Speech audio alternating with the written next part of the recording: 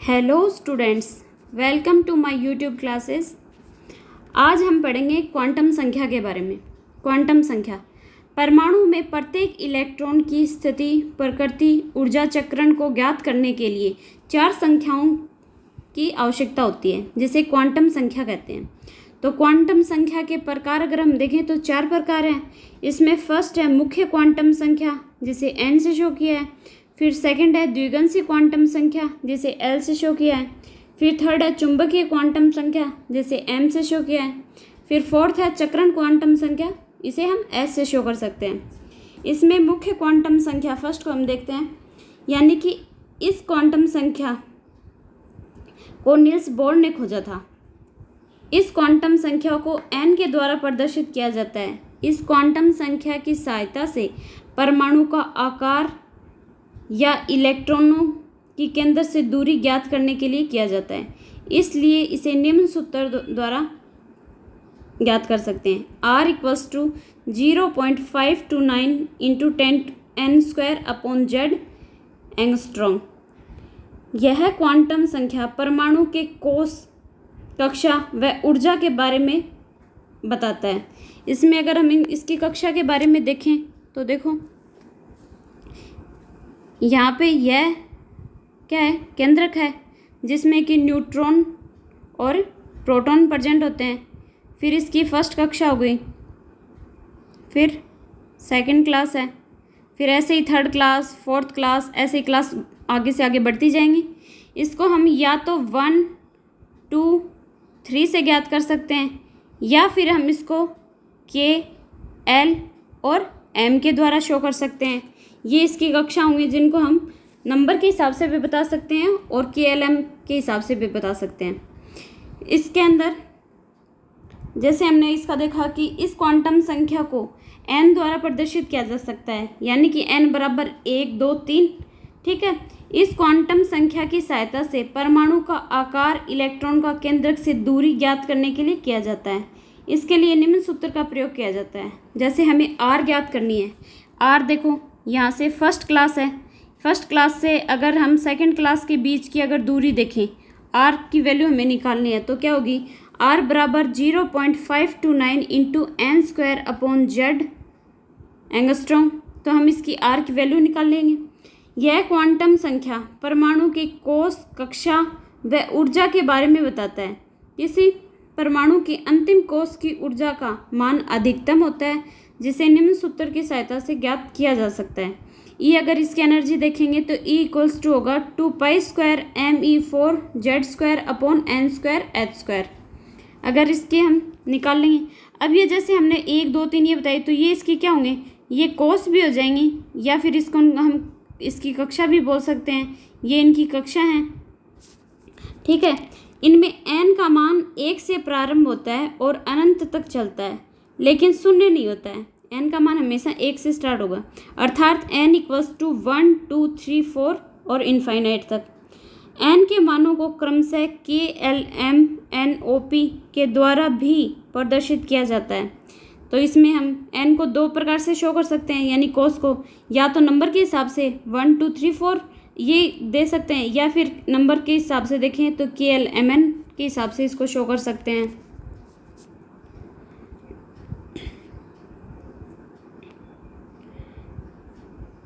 फिर आगे देखें तो किसी कोष में अधिकतम इलेक्ट्रॉनों की संख्या 2n² के तुल्य होती है। यानी कि अगर हमें अधिकतम इलेक्ट्रॉनों की संख्या ज्ञात करनी है, तो देखो ये हमारा बीच में के अंदर सेंटर है, इसके अंदर फर्स्ट क्लास, ठीक है, फिर हो गई सेकंड क्लास, फिर ऐसे ही थर्ड, फोर्थ क्लास, ऐसे हम शो कर सकते हैं। ठीक है। इसमें अगर हम देखें तो इसके अंदर इसकी जो प्रथम क्लास है, उसके अंदर कक्षक होते हैं। तो सिर्फ प्रथम क्लास है, इसके अंदर S कक्षक है। ठीक है। इसके बारे में बताएंगे। देखो, इसमें अगर हम देखें तो एक कक्षक के अंदर अधिकतम 2 इलेक्ट्रॉन होते हैं। ठीक है। तो दो इलेक्ट्रॉन हो गए। अगर इसको हमें निकालना है, तो अगर जैसे दूसरी कक्षा है, उसके अंदर S और P होगा।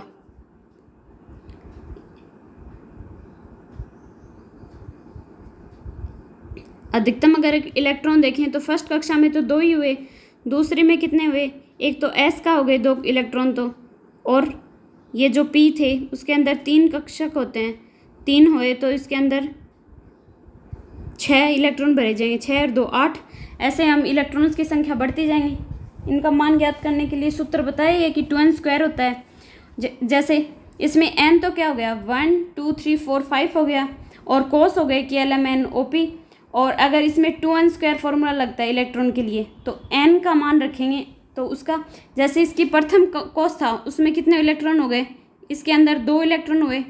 फिर इसके सेकंड क्लास है यानी कक्षा है उसके अंदर कितने होंगे 8 इलेक्ट्रॉन होंगे। ऐसे ही थर्ड कक्षा होगी उसके अंदर कितने होंगे 18 इलेक्ट्रॉन होंगे। फिर 32 या फिर 50 72 ऐसे इलेक्ट्रॉनों की संख्या क्या है बढ़ती जाएगी। और इनको निकालेंगे हम, इसका फॉर्मूला क्या है 2n² से। n का मान बढ़ते जाने से इलेक्ट्रॉन की ऊर्जा भी बढ़ती जाएगी। इलेक्ट्रॉन की ऊर्जा क्यों बढ़ रही है, क्योंकि हर कक्षा में इलेक्ट्रॉन्स बढ़ रहे हैं, तो इलेक्ट्रॉन बढ़ेंगे तो ऊर्जा का मान भी बढ़ता जाएगा। वह स्थायित्व घटता जाएगा। जैसे जैसे इलेक्ट्रॉन बढ़ेंगे तो उनकी ऊर्जा बढ़ेगी लेकिन उनका स्थायित्व क्या है घटता जाएगा। अतः इलेक्ट्रॉन का बाहर निकलना आसान होता जाएगा। यह n चुंबकीय क्षेत्र की उपस्थिति में ज्ञात की जाती है। जैसे जैसे नाभिक से दूरी बढ़ती जाती है ऊर्जा का मान भी बढ़ता जाता है। जैसे K सबसे कम ऊर्जा है, फिर L में उससे थोड़ी ज़्यादा, फिर M NO, यानी कि आगे बढ़ते बढ़ते ऊर्जा बढ़ती जाएगी। फिर आगे हम देखते हैं सेकंड पॉइंट, द्विगंशी क्वांटम संख्या। ये हो गया दूसरा पॉइंट, द्विगंशी क्वांटम संख्या। इस क्वांटम संख्या की खोज करने वाले वैज्ञानिक समरफील्ड थे। इस क्वांटम संख्या को L से प्रदर्शित करते हैं। यह क्वांटम संख्या इलेक्ट्रॉन के कोणीय संवेग को ज्ञात करने में सहायता करती है, अतः इसे कोणीय संवेग क्वांटम संख्या भी कहते हैं।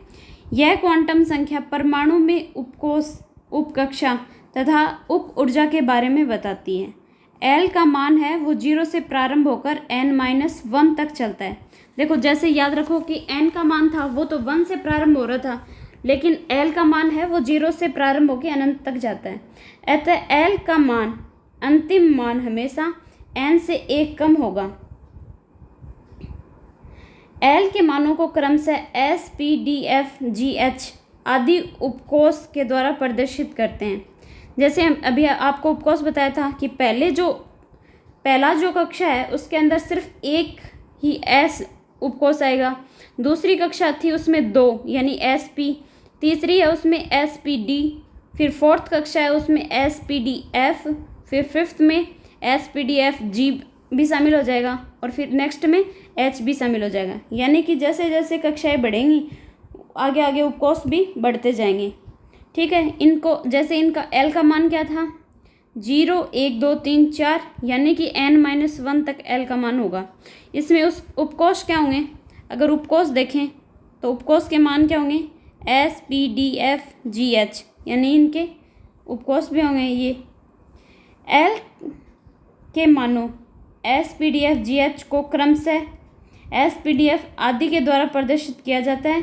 यहाँ S बराबर शार्प, P बराबर प्रिंसिपल और D यानी कि डिफ्यूज तथा F बराबर फंडामेंटल होता है, जिसका उपयोग वैज्ञानिकों ने स्पेक्ट्रम प्राप्त करने में किया था।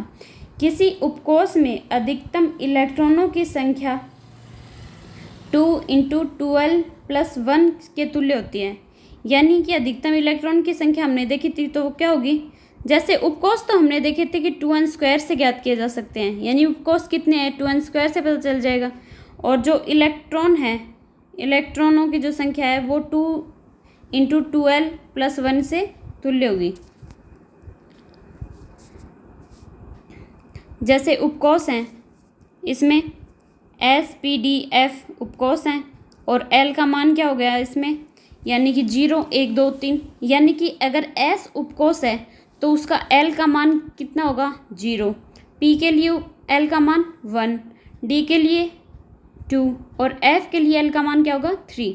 यानी कि ऐसे याद रखेंगे हम कि L का मान है ये 1 कम होता जा रहा है, यानी कि फर्स्ट कक्षा में 0 होगा, सेकंड में 1 कम करेंगे तो 1 हो जाएगा। ऐसे L के मान N से कम होंगे।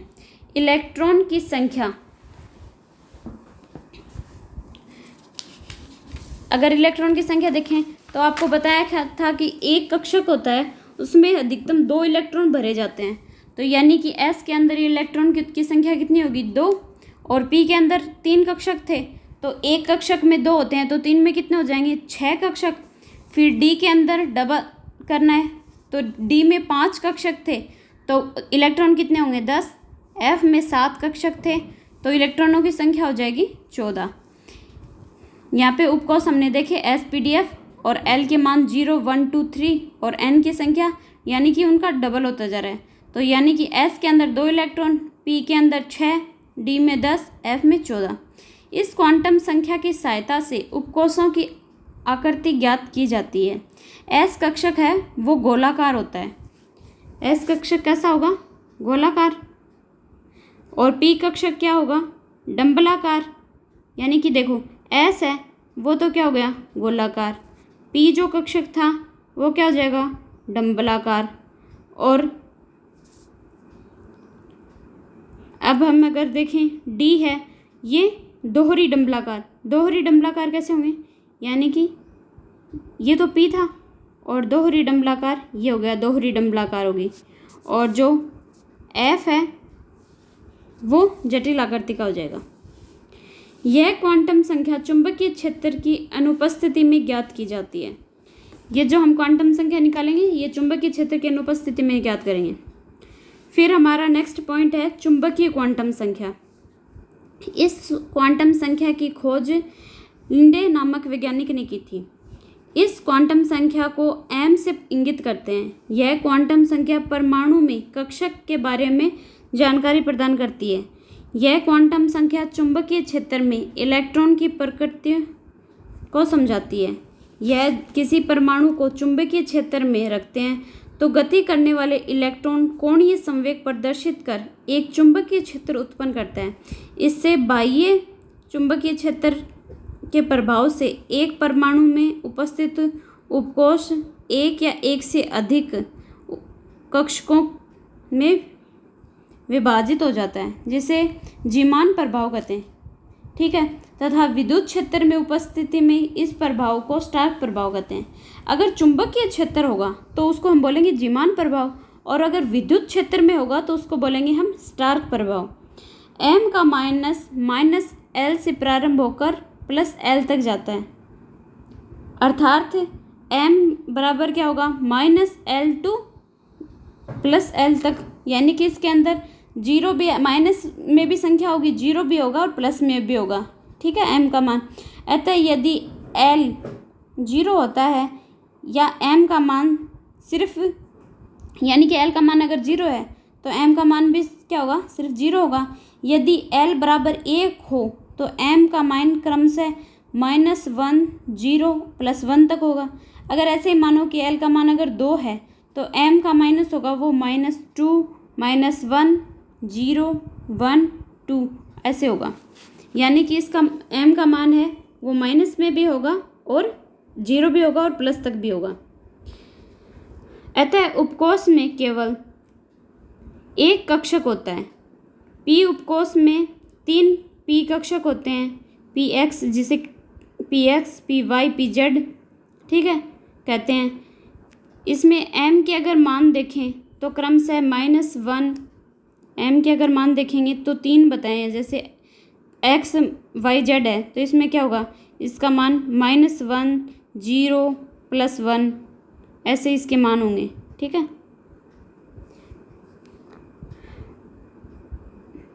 डी उपकोष में 5 कक्षक होते हैं, जिन्हें जैसे dxy, dyz, z², dxz या dx² हैं। इनके अगर मान देखें तो इनके मान माइनस से स्टार्ट होंगे, 5 हैं तो ये होंगे -2, -1, 0, +1, +2। ठीक है, ऐसे इसके मान बढ़ते जाएंगे। फिर अगर हम आगे देखें तो हमारा 4th पॉइंट है चक्रण क्वांटम संख्या। इस क्वांटम संख्या की खोज अनलेनबेक एंड गॉडस्मेट ने की थी। इस एस को एस के द्वारा प्रदर्शित करते हैं। इस क्वांटम संख्या में इलेक्ट्रॉन के चक्रण को समझाते हैं। परमाणु में इलेक्ट्रॉन अपनी अक्ष के चारों ओर चक्कर लगाता है। इस गति को इलेक्ट्रॉन की चक्रण गति कहते हैं। इलेक्ट्रॉन का चक्रण सिर्फ दो प्रकार से होता है। अगर इलेक्ट्रॉन का देखें तो एक चक्रण तो होता है क्लॉकवाइज और एक होता है एंटी क्लॉकवाइज। क्लॉकवाइज यानी कि क्लॉक जैसे घूमती है 1 2 3 4 5 ऐसे, ये अगर ऐसे होगा तो ये होगा, क्या हो गया, क्लॉकवाइज हो गया। और एंटी क्लॉकवाइज यानी घड़ी के हिसाब से देखो, अगर ऐसे हो जाए कि 12 11 10 9 8 7 6 यानी कि एंटी क्लॉक हो रहा है, यानी कि दो प्रकार से चक्रण हो गए। एक तो क्लॉकवाइज यानी कि घड़ी की दिशा में, एक हो गया एंटी क्लॉकवाइज यानी कि घड़ी के विपरीत दिशा में। इसका मान क्रमशः क्या होता है कि +½ व -½ होता है। चक्रण क्वांटम संख्या का मान +½ या -½ को भी प्रदर्शित करता है। इस क्वांटम संख्याओं का मान किसी पर निर्भर नहीं करता है, बल्कि अन्य क्वांटम संख्याओं का मान एक दूसरे पर निर्भर करते हैं। किसी इलेक्ट्रॉन का चक्रण कोणीय संवेग बराबर क्या होगा, h/2π इंटू में रूट में s+1 के मान से ज्ञात किया जाता है। यानी कि इस प्रकार से हम इसका कोणीय संवेग ज्ञात कर सकते हैं। तो ये हमारे चुंबकीय ये जो क्वांटम संख्या थे इसके चारों प्रकार हमने देख लिए। आई थिंक आपको समझ में आ गया होगा। आज आप इनको अच्छे से पढ़ो, कल हम इसके बारे में आगे और पढ़ेंगे। Thank you.